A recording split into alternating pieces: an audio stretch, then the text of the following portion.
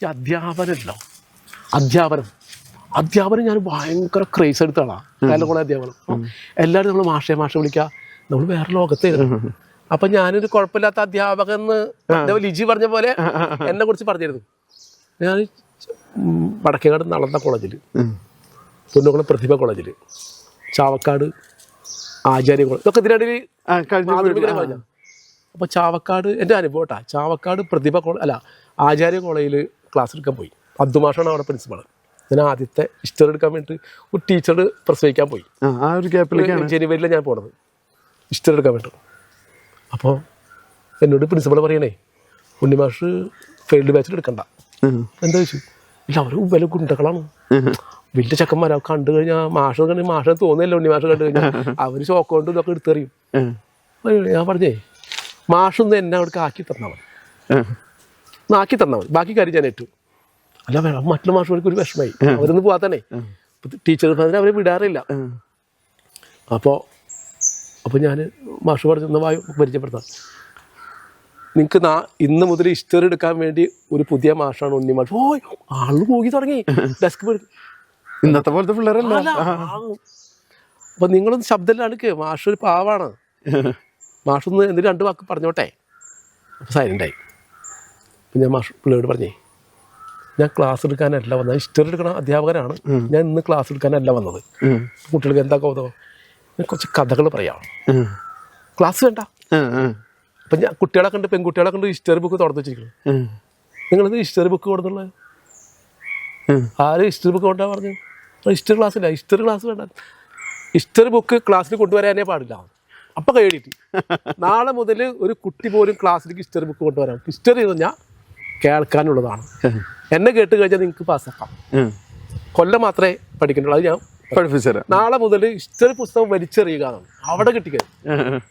അപ്പം അദ്മാർക്ക് പിന്നെ അദ്മാഷ ഇടയ്ക്ക് വന്ന ഇവിടെ സൈലൻ്റാ.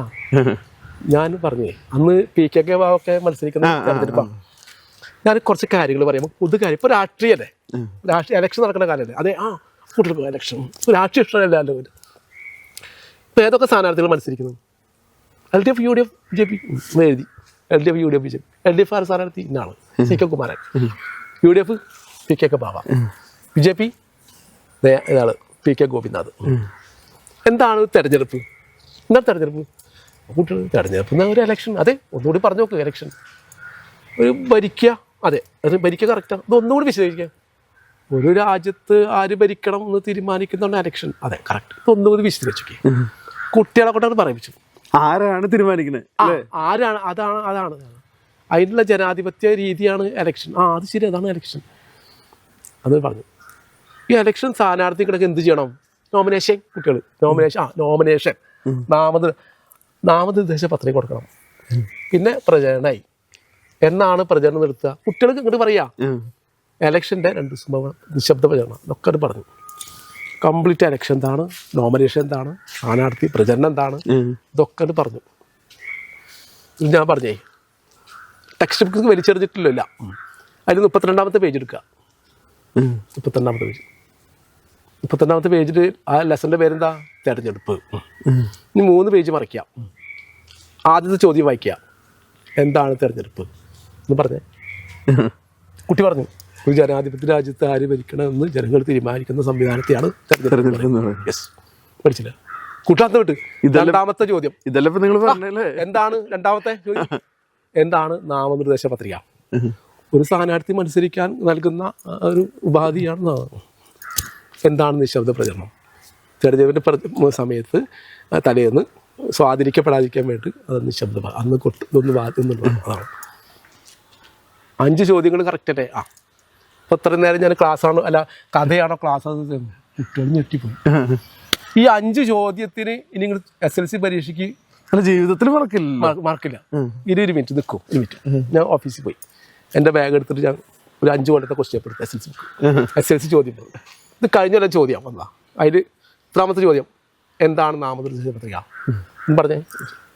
അതിൻ്റെ മുമ്പ് SLC പരീക്ഷ ക്വസ്റ്റ്യൻ പേപ്പർ നിശബ്ദം. ഓരോ കൊല്ലവും ഇതിൽ നിന്നൊരു ചോദ്യമാണ്. അപ്പോൾ ഈ ഇലക്ഷനുമായിട്ട് ബന്ധപ്പെട്ട ഒരു ചോദ്യങ്ങളും ഈ തെരഞ്ഞെടുപ്പുമായി ബന്ധപ്പെട്ട ഈ ലെസണിലെ ഒരു ചോദ്യങ്ങളും നിങ്ങൾ തെറ്റിക്കില്ല. ഉത്തരം കറക്റ്റ് ആകാം. ശരി. പിന്നെ മാഷ് ഞെട്ടിപ്പോ എന്ത് മരുന്ന് അവിടെ കൊടുത്തു വെച്ചു. പിന്നെ പിറ്റേ ദിവസം മുതലേ ഉണ്ണി മാഷ് മതി ഇത്രേ. പിറ്റേ ദിവസം ക്ലാസ്സിൽ ഞാൻ പോയി. പിന്നെ കൈയെടുത്തു. ഇനി ഞാൻ കഥയല്ല, ഇനി ക്ലാസ് തന്നെ എടുക്കണം. ഇനി പുതിയൊരു കാര്യമാണ്. ഹിസ്റ്ററി ബുക്ക് ആരും കൊണ്ടുവരേണ്ട കാര്യമില്ല. ഹിസ്റ്ററി ബുക്കിൽ നിങ്ങൾ കേൾക്കേണ്ടത് കൊല്ലാണ്. ഞാൻ അവിടെ എഴുതും. അത് കാണാപ്പാടെ പഠിക്കണം. 1917 എന്താ? റഷ്യൻ വിപ്ലവം. 1918 എന്താ? ഒന്നാം ലോക മഹായുദ്ധം. 1919 ലീഗ് ഓഫ് നേഷൻ. 1920 21 ഇങ്ങനെ എഴുതി. എന്നിട്ട് ഞാൻ അതൊക്കെ മനസ്സിലാക്കി നോക്കുക. അപ്പം 17 18 19 കുട്ടികളെ മനസ്സിലാക്കി ക്രമമായിട്ട് സ്ഥിരമായിട്ട് ചോദിക്കുന്ന സാധനങ്ങളാണ്. ഇതുകൊണ്ട് വായിച്ചു വായിച്ച് എഴുതാൻ പറഞ്ഞു കുട്ടികളോട്. 1917 റഷ്യൻ വിപ്ലവം. രണ്ടാമത്തെ പറഞ്ഞു കൊടുത്തേ. അടുത്ത ആൾ പറയാം. അറിയണവർ വന്ന് എഴുതാം. അതിന് വായിച്ചു അവിടെ തറാക്കി. കുട്ടികൾക്ക് വർഷം തെറ്റില്ല. ആ നിലയ്ക്ക് ഞാൻ ശരിക്കുള്ള ഉള്ളിന്റെ ഉള്ളിലേക്ക് ഇതൊരു കലയാണ്. അധ്യാപനം ഒരു കലയാണ്.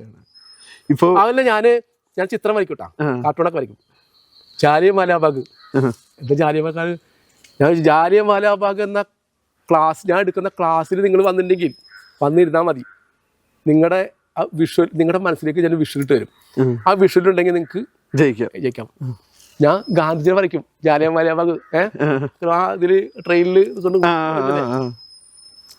അതൊക്കെ വെച്ചാൽ കുട്ടികളെ മനസ്സിലാക്കും. ആ ചിത്രം അങ്ങനെ ഗാന്ധിജി വരും. ആ ചിത്രം ഓർമ്മ വന്നാൽ മതി, പിന്നെ ബാക്കി എഴുതാലോ അല്ലേ. അധ്യാപനം നല്ലൊരു കലയാണ്. നമ്മുടെ ഉള്ളിൽ കല അതിൽ കണക്ട് ചെയ്യുമ്പോൾ നമ്മൾ മികച്ച അധ്യാപനം നല്ല കലയാണ്. പക്ഷെ പല ആളുകൾ ഉപയോഗിക്കുന്നില്ല. വേണ്ട രീതിയിൽ ഉപയോഗിക്കാനായില്ല.